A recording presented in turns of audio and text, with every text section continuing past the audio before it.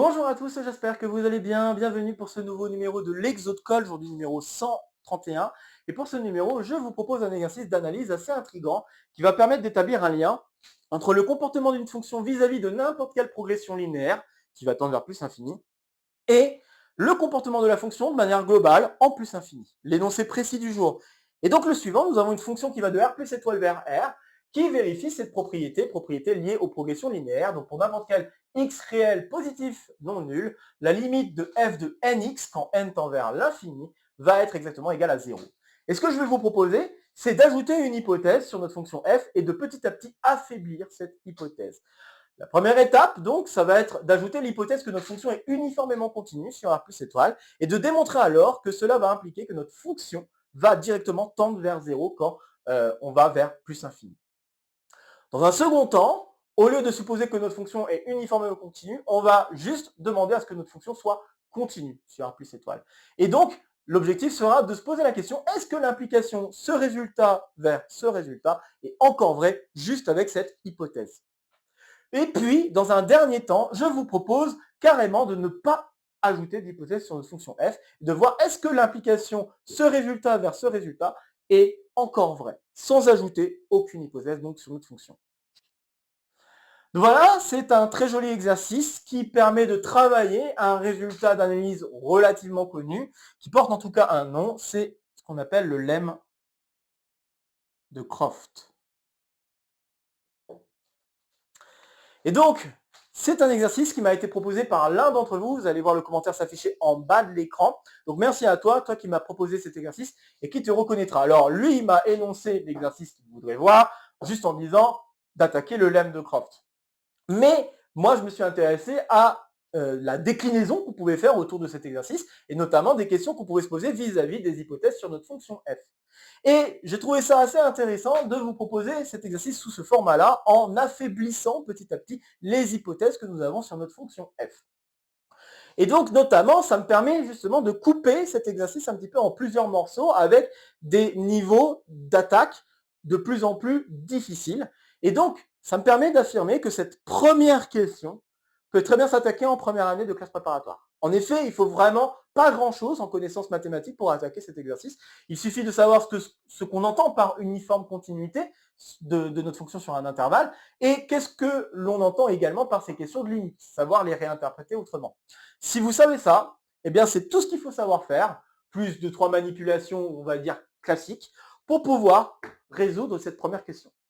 Pour pouvoir par contre attaquer le reste, là, il faut avoir un peu plus de background. Et dans ce cas-là, je conseillerais plutôt d'être en deuxième année de classe préparatoire pour attaquer la suite de cet exercice. Mais en tout cas, la première année de classe préparatoire est suffisante pour attaquer cette première partie de l'exercice. Et donc, je trouvais ça intéressant de vous faire cette petite déclinaison en se posant des questions sur les hypothèses de notre fonction f, pour vraiment établir ce lien entre progression linéaire vis-à-vis de notre fonction f et son comportement de manière générale en plus infini. Alors avant de se lancer dans l'exercice, je vais faire une petite parenthèse sur la question d'uniforme continuité. Alors l'uniforme continuité, on l'a déjà rencontré à quelques reprises sur la chaîne, et donc un moment notable où on en a parlé, c'était dans le petit exode-call numéro 105. Donc dans le petit exode-call numéro 105, on avait établi un résultat qui permet de dire que si on a une fonction qui est uniformément continue, plus ou moins dans le même cadre qu'ici, dans R+, alors on peut majorer notre fonction en valeur absolue par une fonction qui est affine. Ce qui montre que être uniformément continu, ça demande beaucoup de choses. Et donc, en l'occurrence, on peut très bien avoir une fonction qui est continue sans forcément être uniformément continue. Un exemple important donc qu'il est bon d'avoir en tête, c'est la fonction qui a x associé x carré sur R. Cette fonction-là, elle est continue, mais pas uniformément continue. Et ça me permet de ressouligner encore un truc important, c'est que dans l'uniforme continuité, quand on commence à écrire la propriété qu'il faut satisfaire, on se rend compte qu'on doit écrire pour tout epsilon positif, il doit exister un état positif, tel que pour tout x, y dans notre intervalle, si la différence entre x, y est plus petite que état, alors la différence des images est plus petite que epsilon. Pour ça, je ne l'écris pas. Et pour la continuité, ce qui change, c'est qu'on doit d'abord écrire pour tout x, puis ensuite pour tout epsilon. Bon, à vrai dire, on peut encore échanger ces deux pour tout, d'un point de vue logique, mais on ne peut pas échanger le pour tout et le il existe que je suis en train d'écrire. Il existe état positif. tel que pour tout y dans i qui vérifie encore une fois une question de différence qui est plus petite que état, alors la différence des images est plus petite que epsilon. Donc, vous voyez là, vraiment la différence entre continuité et uniformément continuité, c'est vraiment cet échange entre le pour tout d'une des deux variables qui est en jeu, donc x ou y, par rapport au il existe qui est ici, le il existe état, d'accord? Ce état-là va dépendre de x et de epsilon, tandis que le état qui est ici ne dépend que de epsilon. Donc c'est vraiment important, vraiment d'un point de vue logique, de bien comprendre qu'un échange entre il existe et pour tout, c'est pas trivial de voir est-ce que ça peut être la même chose. Et en général, c'est pas la même chose. Je ne vais pas dire que c'est jamais, parce que c'est pas vrai. Ça arrive que ça puisse donner la même chose. Mais là, ici, cet échange de pour tout il existe, c'est quand même important de souligner que, en général, ça donne pas du tout la même proposition. Et donc bah là, en l'occurrence, vous avez un exemple de fonction continue qui n'est pas uniformément continue. Et je me permets aussi de ressouligner un résultat qui est assez important en deuxième année de classe préparatoire, c'est le théorème de Hein. Donc le théorème de Hein qui nous dit que si vous avez une fonction, bon ici pour simplifier, qui va de R vers R et dont vous savez qu'elle est continue sur un segment, alors elle est uniformément continue sur ce même segment. Et bien sûr, vous pouvez réécrire cette propriété en travaillant de Rn vers je sais pas, vers R ou peut-être ce genre de choses, quoi. Même Rn vers Rn peut-être. Mais vous pouvez aussi avoir des conditions sur le comportement en plus infini de votre fonction. Bref, en tout cas, si je travaille juste sur un segment, eh bien, ou sur un compact, dans un cadre plus général, je peux montrer que la continuité va impliquer l'uniforme continuité. Mais en général, c'est pas parce qu'on a une fonction qui est continue qu'elle est uniformément continue. Par contre, avoir uniforme continuité implique avoir continuité, et je pense que c'est assez clair vis-à-vis du lien entre ces deux propriétés. Bien, voilà, je pense que ça fait pas de mal d'avoir fait un peu de rappel sur l'uniforme continuité, bien que je l'avais déjà fait un peu dans le petit exotole numéro 105, mais bon, voilà, je pense que ça fait pas de mal. Bref, j'ai pas grand chose d'autre à ajouter sur cet exercice avant de me lancer, donc je vous invite dès maintenant à faire une pause sur la vidéo pour essayer de résoudre l'exercice par vous-même avant que je ne vous propose une résolution. Ok, j'espère que vous aurez essayé. Je pense que c'est un exercice assez chouette à faire. Hop. Et donc, on va attaquer l'exercice étape par étape avec cette première question.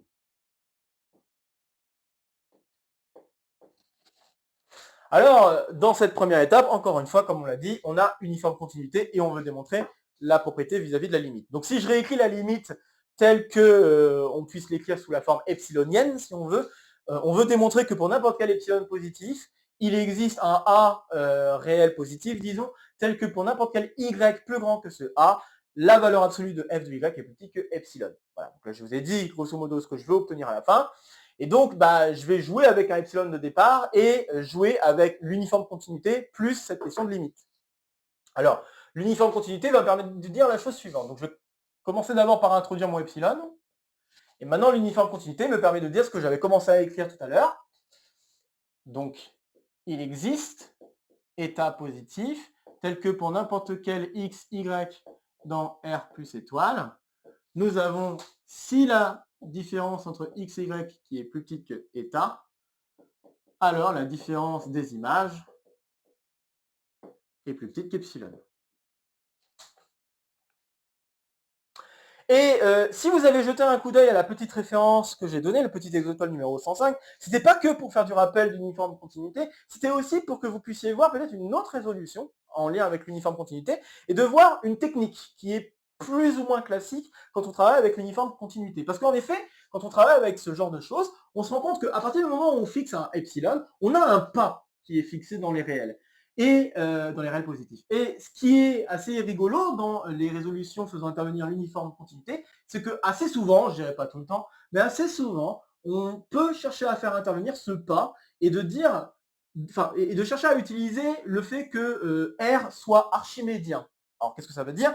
Ça veut dire que vous pouvez appliquer la propriété d'Archimède. Pour n'importe quel réel, vous allez pouvoir trouver un multiple de état et son successeur, le multiple suivant, tel que vous allez pouvoir encadrer votre réel entre ces deux multiples. Et l'idée ici, c'est de dire, ok, si je prends un x relativement, on va dire assez grand, je vais pouvoir majorer les images vis-à-vis de, d'une part, le comportement des multiples de état. Le comportement des multiples de état, c'est donné par les hypothèses qui sont ici. Et d'autre part, par le fait que mon x n'est pas très loin d'un multiple de état. Et pas très loin signifiant, peut-être que la différence entre les deux, je peux faire en sorte qu'elle soit plus petite que état.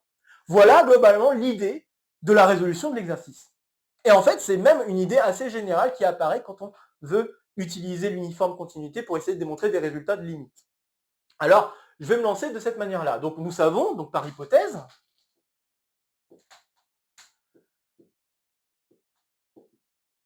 nous savons que la limite quand n tend vers l'infini de f de n état, c'est égal à 0. Et donc, en l'occurrence, ça veut dire que si je le réécris maintenant sous la forme epsilonienne, pour ce epsilon-là, il existe un grand n, je vais peut-être juste l'appeler grand n, un grand n positif, bien sûr un entier positif, on se l'accorde. Ouais, disons un entier positif non nul, tel que, si, donc pour tout petit n plus grand que cet entier, nous avons la valeur absolue de f de n état qui est plus petite que epsilon. Et donc ce que je vais faire, c'est que maintenant je vais prendre un réel qui est en lien avec ce multiple de état finalement, d'une certaine manière. Donc je vais prendre x maintenant, donc pas tout de suite x, mais je vais d'abord poser une variable grand A qui serait normalement la bonne variable à poser pour respecter cette propriété-là. Donc c'est-à-dire, j'aimerais bien, je répète, pour tout epsilon, il existe un grand A positif tel que pour tout x plus grand que grand A, j'ai ce truc-là en valeur absolue qui est plus petit qu'epsilon. Bon là ici, je ne vais pas avoir plus petit qu'epsilon, je vais avoir plus petit que 2 epsilon. Mais bon, là, je vais faire jusqu'à 2 epsilon. Et puis, bien sûr, on peut réécrire les choses pour faire en sorte qu'à la fin, on a bien juste epsilon pour les gens qui n'aiment pas finir avec des multiples de epsilon. On peut très bien faire en sorte de se terminer avec juste epsilon. Bref, ça, c'était la petite parenthèse pour la fin. Mais là, l'idée, c'est vraiment d'introduire le A qui va fonctionner. Donc là, le A que je vais prendre, posons A égale donc grand N fois état. Alors, pour X, donc pour x appartenant à l'intervalle grand A plus infini, donc grand A, bon après je peux ouvrir, je ne suis pas obligé de fermer, mais je peux ouvrir en grand A. Donc pour x appartenant à cet intervalle, on pose k, alors je ne vais peut-être pas l'indicer x, même si ce k dépendra de x, k comme étant la partie entière de x sur état. Et ça, je sais par juste hypothèse que ce k va être plus grand que grand N. Et donc, maintenant, ce que je peux faire, et c'est exactement ce que j'ai dit, mon x, il est donc compris entre k fois état et k plus 1 fois état. Donc, c'est la propriété d'Archimède que je suis en train d'utiliser d'une manière ou d'une autre pour pouvoir dire que je peux comparer la progression linéaire vis-à-vis de la pente état avec n'importe quel autre réel qui serait en jeu. Donc, très bien. Et de toute façon, c'est des propriétés de partie entière en soi. Donc très bien, j'ai ce que je viens d'écrire, je suis content. Et donc en l'occurrence, ça veut dire que la différence entre x et k état, bien sûr, c'est plus petit que état. Je peux m'assurer que ça, c'est plus petit que état. Par conséquent, si je m'amuse à regarder la valeur absolue de f de x, alors astuce hyper importante à connaître, je peux toujours ajouter et soustraire derrière le terme qui m'intéresse pour pouvoir majorer comme je le souhaiterais. Donc là, en l'occurrence, je vais m'amuser à faire la technique usuelle, f de x moins f de k état plus f de k état. Donc j'ajoute le terme qui m'intéresse dans notre affaire pour pouvoir avancer. Une fois que j'ai ça, je vais utiliser l'inégalité triangulaire normalement sans venir. Donc je vais dire que ça c'est inférieur ou égal à f de x moins f de k état. Ensuite, plus f de k état. Et donc, comme k est plus grand que grand N, vous pouvez affirmer que ce truc-là est plus petit qu'epsilon. Et là, comme la différence entre x et k état est plus petite que état, vous pouvez affirmer que ce truc-là est plus petit que epsilon. Par conséquent, le tout, et c'est ce que je disais en amont, le tout va être plus petit que 2 epsilon. Donc bien sûr, maintenant, vous pouvez reprendre l'exercice du début et à la place de mettre epsilon, vous mettez epsilon sur 2 pour vous retrouver avec epsilon à la fin. Mais de toute façon, là, j'en suis arrivé à la conclusion que je souhaitais. je viens de réussir à montrer que la valeur absolue de f de x peut être aussi petite que je veux à partir d'un certain rang, grand A, que j'ai fixé grâce à ce epsilon. Donc voilà, c'est terminé. On a alors, donc pour tout epsilon positif, l'existence d'un grand A positif tel que pour tout x plus grand que grand A, nous avons la valeur absolue de f de x qui est plus petite que... Bon là je vais mettre 2 epsilon, bien sûr encore une fois vous pouvez tout changer pour avoir juste epsilon. Donc ça veut dire que la limite, quand y tend vers l'infini, de f de y, c'est bien 0. Et voilà, on vient de résoudre la première partie de notre exercice. Et vous voyez que c'était assez amusant de voir que nous avons joué avec ce pas état et nous avons utilisé, comme j'ai dit, un truc relativement classique qui est le fait que R est archimédien et donc essayer de jouer avec ce pas état qui apparaît dans l'uniforme continuité, la définition d'uniforme continuité, pour pouvoir ensuite jouer avec le x réel suffisamment grand et jouer avec cette différence entre x et le état qui est en jeu. Et ça, c'est vraiment, je pense, une technique assez usuelle qui apparaît dès qu'on fait des exercices autour de l'uniforme continuité.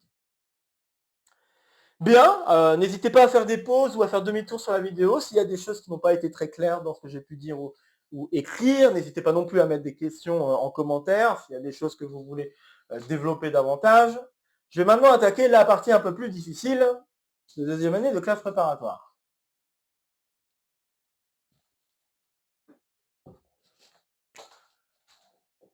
Ok, alors la partie un petit peu plus difficile, en supposant maintenant que notre fonction est juste continue. Là, vous allez voir, le raisonnement n'est pas tout à fait la même.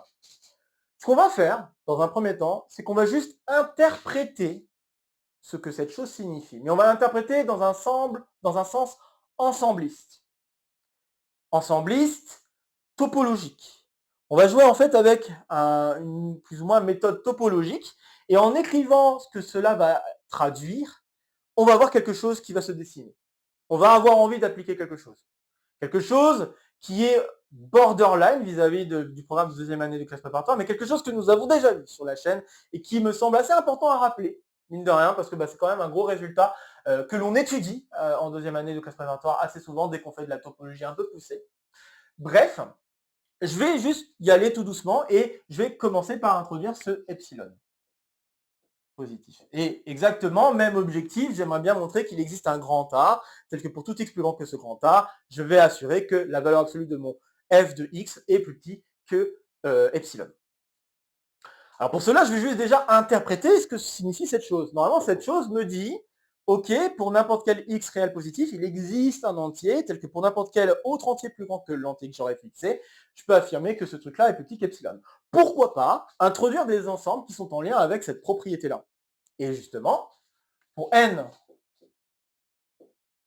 entier naturel, non nul peut-être de préférence, on pose Fn comme étant l'ensemble des x réels positifs non nuls, tel que, pour n'importe quel p plus grand que n, je vais avoir la valeur absolue de f de px qui est plus petite que epsilon. Donc je répète, là, tout ce que je suis en train de faire, c'est juste, je suis en train de chercher à interpréter de manière ensembliste ce que nous avons ici. D'accord? Donc là, la méthode ensembliste, c'est de dire, ok, je sais que pour n'importe quel réel positif non nul, je vais avoir cette propriété-là. Pourquoi pas se dire, je vais juste fixer le réel que je suis en train de regarder et me dire à partir de quel entier est-ce que je vais apparaître dans ce type d'ensemble. C'est-à-dire à partir de quel entier je vais pouvoir affirmer que f de px est toujours plus petit en valeur absolue que epsilon pour p plus grand qu'un certain entier n. Donc je cherche l'entier n correspondant à x en fait, si vous voulez, d'une certaine manière. Très bien. Alors cet ensemble, je peux le réécrire aussi autrement, parce que là, je demande une propriété pour tout p plus grand que n. Bien sûr, je peux l'écrire sous la forme d'une intersection. Rien ne m'en empêche, je peux faire intersection pour p supérieur ou égal à n des x réels positifs, non nuls, tel que j'ai la valeur absolue de f de px qui est plus petite que epsilon. Très bien. Et là, on a une petite question topologique qui peut nous apparaître. Et en fait, la question topologique, c'est, qu'est-ce que vous pouvez en dire? Eh bien, je peux affirmer que cet ensemble-là, c'est un fermé. Alors, pourquoi c'est un fermé? Alors le truc le plus simple possible, donc fermé pour la topologie visuelle, hein, donc pour R muni de la valeur absolue. Alors pourquoi c'est fermé pour R avec la valeur absolue? Ça va venir tout simplement de la continuité de notre ensemble ici. Parce qu'en fait, demander à être là-dedans, c'est en fait demander à être dans une préimage. En effet, si je considère la fonction g indice p qui a x associe valeur absolue de f px, vous pouvez vous rendre compte que nous sommes en train de composer des fonctions continues. C'est là où l'hypothèse f continue apparaît.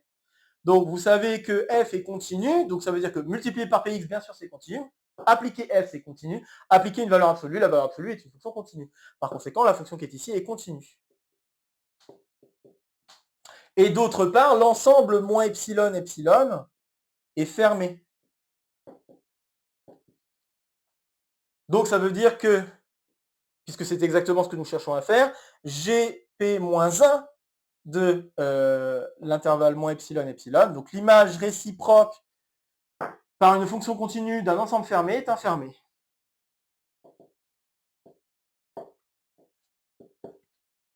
Donc c'est là que la continuité fait son office, si je puis dire. Grâce à la continuité, on peut affirmer que l'ensemble qui est ici est un ensemble fermé. Et la topologie nous dit aussi que quand on fait une intersection quelconque de fermé, ça reste infermé. Donc on sait que Fn est infermé. Donc, ainsi, par intersection quelconque, section quelconque de fermé, Fn est infermé.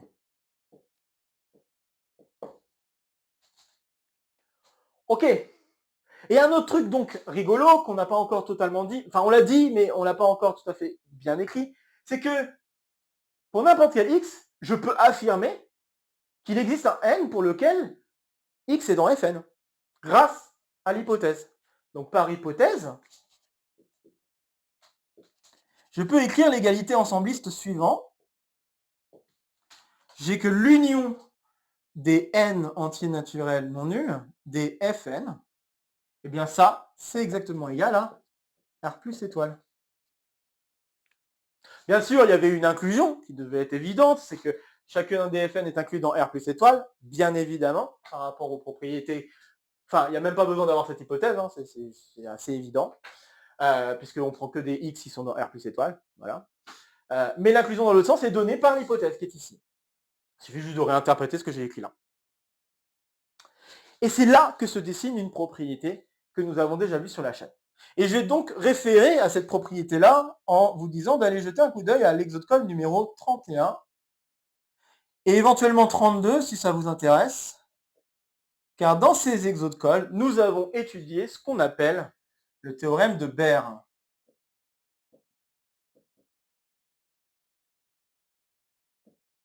Et c'est ce que nous allons appliquer ici.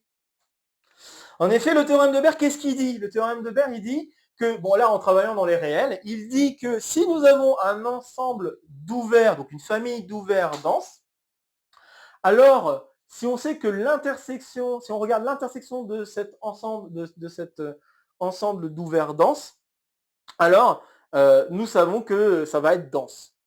Donc c'est ça la propriété de Baire. Alors bien sûr, dans un cadre plus général, espace métrique, d'autres hypothèses, que je ne vais pas rappeler entièrement ici. Mais si vous voulez jeter un coup d'œil, vraiment, jetez-y un coup d'œil. Donc ce théorème de Baire vous dit que si vous avez un ensemble, donc une famille quelconque d'ouverts denses, alors l'intersection d'ouvert dense, peut-être, je pense pas qu'il y ait, alors est-ce qu'il y a une condition? Non, je pense qu'il n'y a pas de condition particulière à mon avis. Mais bref, donc vous avez un ensemble d'ouverts denses, et vous regardez l'intersection de ces ouverts denses, vous allez pouvoir démontrer que cet ensemble est dense. Et une conséquence à ça, c'est que si vous réécrivez ça pour les ouverts, pour les fermés, pardon, vous savez que dès que vous avez un ouvert, vous prenez le complémentaire, vous avez un fermé. Donc le complémentaire d'une intersection devient une union. Et quel est le complémentaire d'un ensemble dense? Eh bien, ça va être un ensemble d'intérieurs vides. Donc d'intérieur vide, ça veut dire quoi? Ça veut dire qu'il n'y a pas d'ouvert dans l'ensemble. D'accord? Donc, une propriété importante de Baire, qui est donc une conséquence par rapport à ce que je suis en train de dire, c'est que si vous avez une union de fermés, une union quelconque de fermés, dont vous savez que l'intérieur est vide, alors vous devriez avoir un résultat dont l'intérieur est vide. Donc l'union de ces ensembles-là doit être d'intérieur vide. Sauf que là, ce n'est pas le cas. Vous avez une union de fermé qui n'est pas d'intérieur vide. Cela va impliquer alors qu'il existe au moins un fermé qui n'est pas d'intérieur vide. Ça veut dire que vous allez avoir un intervalle alpha-bêta dans lequel vous allez pouvoir affirmer que vous êtes dans un certain F grand N. Et vous allez voir qu'en jouant avec cet intervalle, on va réussir à conclure le résultat que l'on souhaite. Donc on va maintenant appliquer le théorème de Baire. Encore une fois, n'hésitez pas à faire demi-tour, ou encore une fois, jeter un coup d'œil à cette référence pour voir de plus près ce que j'entends par application de théorème de Baire. Et c'est assez joli de voir que ça nous ramène à 100 exercices plus tôt. J'ai fait plus ou moins exprès, hein, je vais vous avouer. Mais voilà, je trouve ça assez rigolo, donc de refaire le lien avec le théorème de Baire. Je trouve que ce théorème est vraiment assez important, à aller voir quand on est en deuxième année de classe préparatoire. Donc je pense que ça fait vraiment pas de mal de vous rappeler que ce théorème est là et qu'à un moment donné, ça peut être bien de l'étudier, ce résultat. Donc d'après le théorème de Baire, une union, donc ici c'est une union dénombrable.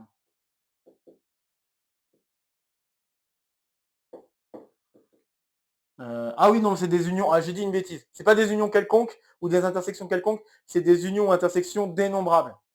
Ça, je pense que c'est finalement important, ça. Excusez-moi, je suis allé peut-être un peu vite. Donc, c'est des unions et intersections dénombrables dont on doit parler.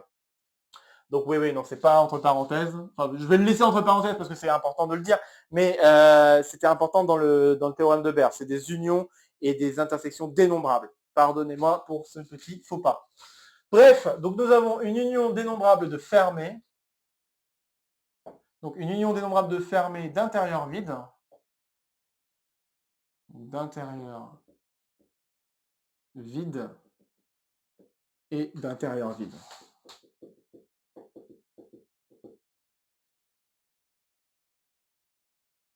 Je vais y arriver, d'intérieur vide.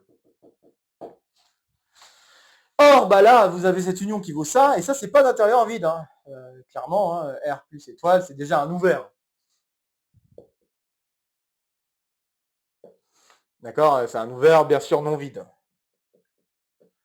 Donc, l'intérieur d'un ouvert, c'est lui-même. C'est un peu bête à dire, mais c'est vrai. Donc, l'intérieur d'un ouvert, c'est un ouvert. Et donc, par conséquent, vous avez la conclusion. Vous avez la conclusion que ce truc-là n'est pas vérifié. Ça veut dire qu'il existe un fermé. Donc, ici, il existe un grand N, tel que F grand N, intérieur n'est pas vide. Et F grand N intérieur, ça veut dire qu'il existe un intervalle particulier, un intervalle ouvert, qui appartient à cet ensemble. Donc il existe alpha, bêta et réel, avec alpha plus petit strict à bêta, tel que l'intervalle alpha, bêta, comme ceci, ouvert, est inclus dans F grand N. Voilà. Très bien. Alors maintenant, si je réécris un petit peu autrement ce que nous avons, ça veut dire alors que pour n'importe quel x dans mon intervalle alpha, bêta, et pour n'importe quel p appartenant, enfin plus grand que grand N, nous avons que la valeur absolue de f de p x est plus petite que epsilon. Voilà où est-ce que nous en sommes arrivés. Et donc on peut encore écrire cette chose autrement, parce que maintenant j'aimerais bien avoir un comportement vis-à-vis de f directement. Et pour avoir ce comportement vis-à-vis de f directement, ce que je vais faire, c'est que je vais oublier que les nombres ici s'écrivent p fois x. Parce que de toute façon, si je fais p fois alpha, p fois bêta, quand je prends un élément là-dedans, entre p fois alpha, p fois bêta, je sais qu'il s'écrit p fois x avec x compris entre alpha et bêta. Donc, ce que je peux faire, c'est que je peux écrire la chose suivante en combinant ces deux propriétés-là en même temps et l'écriture p fois x, en voyant en fait que si je joue avec n'importe quel x qui appartient à l'union pour p plus grand que grand N des intervalles p alpha, p bêta, alors j'ai en effet f de... alors peut-être pas, je vais peut-être écrire y juste pour que vous compreniez le changement de variable. Vous avez f de y qui est inférieur ou égal à epsilon. D'accord? Donc le changement de variable, grosso modo de cette écriture, c'est d'avoir écrit y égale p fois x. Et donc ce y égale p fois x, qu'est-ce qu'on peut dire de ce y? Ce y il doit forcément apparaître dans un de ces intervalles par rapport aux conditions au-dessus. Et donc maintenant que nous nous sommes arrivés ici, j'affirme qu'on va pouvoir conclure, car en effet, un truc très rigolo, c'est que là, vous pouvez jouer avec p qui tend vers l'infini, donc p peut être aussi grand que vous voulez. Et ce qui va se passer à cause du fait que alpha est plus petit strict à bêta, c'est qu'il y a un moment donné où les intervalles p alpha, p bêta et p plus 1 alpha, p plus 1 bêta vont être d'intersection non vide. Or, en fait, si je commence à résoudre l'équation p plus 1 alpha plus petit strict à p bêta, vous allez voir qu'il va y avoir une solution qui va se dessiner. Donc si je commence à écrire ce qui se passe, donc le p alpha, je vais peut-être probablement vouloir le mettre de l'autre côté. Donc si on ne fait pas de bêtises, normalement ça c'est équivalent à dire que alpha sur bêta moins alpha est inférieur à p. Donc vous avez cette inégalité-là qui est satisfaite à partir du moment où votre entier p est plus grand que ce truc-là. Donc dès que vous prenez p appartenant au max entre grand N et ce truc-là, enfin plus grand que le max entre grand N et ce truc-là, vous vous retrouvez finalement avec des intervalles p alpha, p bêta et p plus 1 alpha, p plus 1 bêta qui sont d'intersection non vide. Et par conséquent, dans cette union, on va pouvoir affirmer qu'il y a un intervalle particulier qui apparaît. Donc, ainsi, pour p plus grand que le max de grand N et de alpha sur bêta moins alpha, on a intersection entre les intervalles p alpha, p bêta et p plus 1 alpha, p plus 1 bêta. Et clairement, P bêta, ça tend vers plus l'infini, hein, je pense que c'est assez clair, tout comme P alpha, ça tend vers plus l'infini. À cause de ces conditions-là, eh bien, ça veut dire qu'il existe. Alors, il existe un grand A qu'on pourrait dire égal à justement un entier, l'entier le plus proche, plus grand que ce truc-là. Donc, disons, si je voulais l'écrire, je pourrais écrire la chose suivante. Partie entière de max de grand N avec alpha sur bêta moins alpha plus 1. Donc je pourrais faire ça fois alpha, je pense que c'est suffisant. Donc si je prends ça, qui est donc un réel positif non nul, donc il existe un réel positif non nul tel que, eh bien pour tout y plus grand que grand A, donc si je suis plus grand que grand A, je suis forcément dans un de ces intervalles, à cause du fait que les intervalles successifs s'intersectent. Donc vous êtes sûr que vous avez un énorme intervalle qui apparaît. Pour tout y plus grand que grand A, vous avez bien alors valeur absolue de f de y qui est plus petite que epsilon. Et c'est terminé.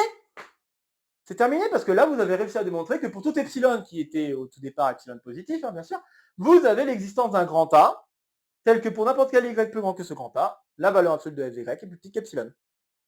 Conclusion, en effet, comme vous pouvez vous y attendre parce que je n'avais pas encore répondu à la question, oui, l'implication reste vraie si on suppose que la fonction est simplement continue. La limite, quand y tend vers plus infini de f de y, c'est encore une fois 0. Et ceci donc conclut la deuxième question. Je trouve ça joli quand même comme truc. Hein. Donc voilà, une très jolie application de Baire, encore une, puisqu'on en a déjà vu, donc l'exode-code numéro 32 que j'ai mentionné tantôt. Et puis, bien sûr, il y a eu d'autres exercices, on a peut-être parlé aussi de Baire. Si j'arrive à retrouver les références, je les mettrai en description de la vidéo, bien sûr, si ça vous intéresse. Mais voilà une application supplémentaire de Baire, ce qui me permet de souligner une fois de plus l'intérêt du théorème de Baire. Je me repermets de souligner une fois de plus que l'union ou l'intersection dans le théorème de Baire doit être dénombrable. Hein. Je le répète, je ne sais pas pourquoi j'ai pensé union quelconque ou tout ça. Je pense que je me suis un peu emballé, tout simplement. Des choses qui arrivent hein, quand on fait des résolutions. Hein. au tableau. Vous savez, vous connaissez certainement le problème que les étudiants ont quand ils sont proches du tableau. Plus on est proche du tableau, plus on est bête, plus on fait des erreurs bêtes. Bon, voilà. Donc, bien évidemment, hein, voilà, j'ai eu cet effet-là, cet effet d'emballement en voyant cette chose apparaître. Bref, on a donc répondu aux 2 premières questions. Reste la dernière. Qu'en est-il si on n'ajoute aucune hypothèse sur notre fonction f? Et je pense que c'est aussi une question assez intéressante à se poser. Alors, pour répondre à cette question, alors, normalement, vous devriez vous attendre à quelque chose. Je pense que, ok, ça a marché pour 1, ça a marché pour 2, avec encore une hypothèse sur f, mais même affaiblie. Pour 3, à mon avis, vous devriez vous attendre que la réponse soit non. Et vous aurez raison de penser que la réponse est non. Car en effet, la réponse est non. Et je vais vous donner un exemple qui est basé juste sur les nombres algébriques et les nombres transcendants. Alors, les nombres algébriques et les nombres transcendants, ce sont des choses que nous avons déjà vues sur la chaîne aussi. Donc, je me permets de donner les références. Je vais donner d'abord l'exode-call numéro 22.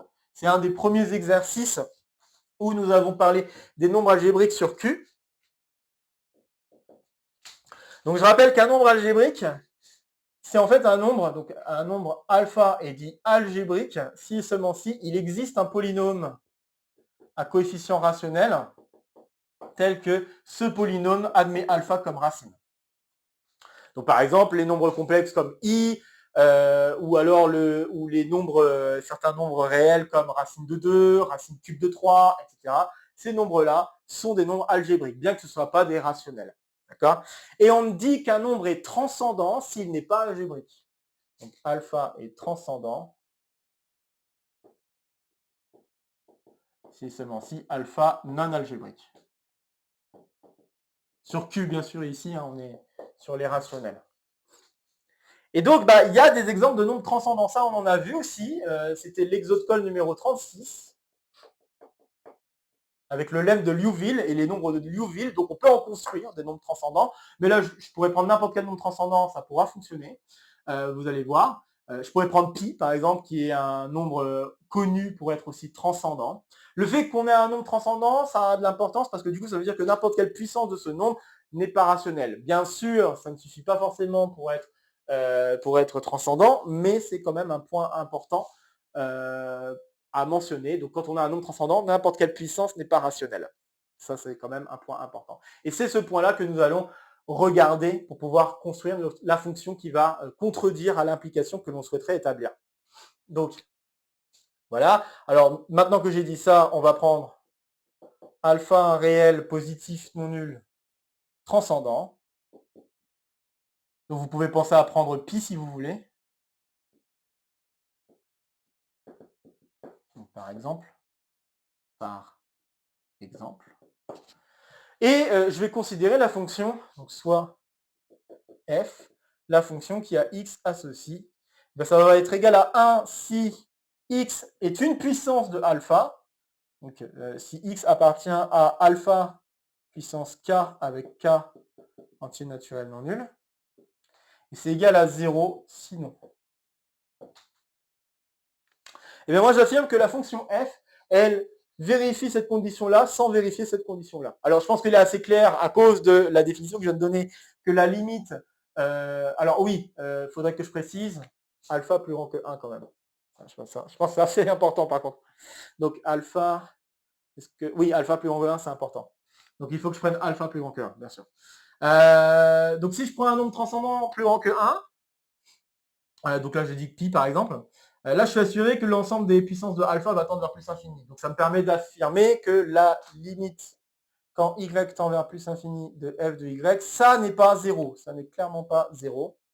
À cause du fait que f de alpha puissance k tend vers 1 quand k tend vers l'infini. Et le alpha puissance k tend vers plus infini quand k tend vers l'infini. Voilà, donc ça c'est clair. Maintenant que j'ai fait ça, j'affirme qu'on va pouvoir démontrer l'autre propriété. Et l'autre propriété, il suffit de constater, donc pour montrer l'autre propriété, il suffit de constater la chose suivante. Si j'ai f de n1x qui est égal à f de n de x qui est égal à 1, donc si j'ai deux multiples d'un même x réel positif qui est égal à 1, Qu'est-ce que ça implique par rapport à la propriété qui est ici? Ça implique alors que vous savez que N1x, c'est une certaine puissance. Donc, disons N1, pour simplifier, N1 est plus petit que N2. Donc ça implique que N1x est égal à une certaine puissance de alpha qu'on peut appeler P. Et N2x est égal à alpha puissance Q. Et bien sûr, à cause du fait que j'ai dit que N1 est plus petit que N2 et que bien sûr x est un réel positif non nul fixé au départ, vous allez avoir Q ici qui doit être plus grand que P.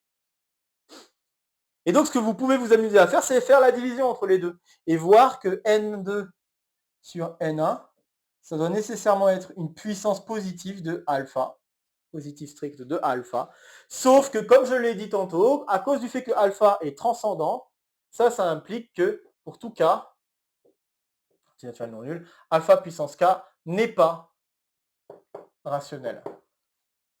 En effet, parce que si alpha puissance k était rationnel, ça voudrait dire que vous auriez un polynôme qui marche, qui annule alpha, un polynôme à coefficient rationnel. Il suffirait de prendre x puissance k moins alpha puissance k. Et là, vous aurez donc votre polynôme à coefficient rationnel qui annulerait alpha. Donc votre nombre alpha ne serait pas transcendant. Il serait algébrique. Donc là, vous auriez la conclusion que alpha est rationnel, alpha, une puissance de alpha est rationnelle, ce qui est une contradiction.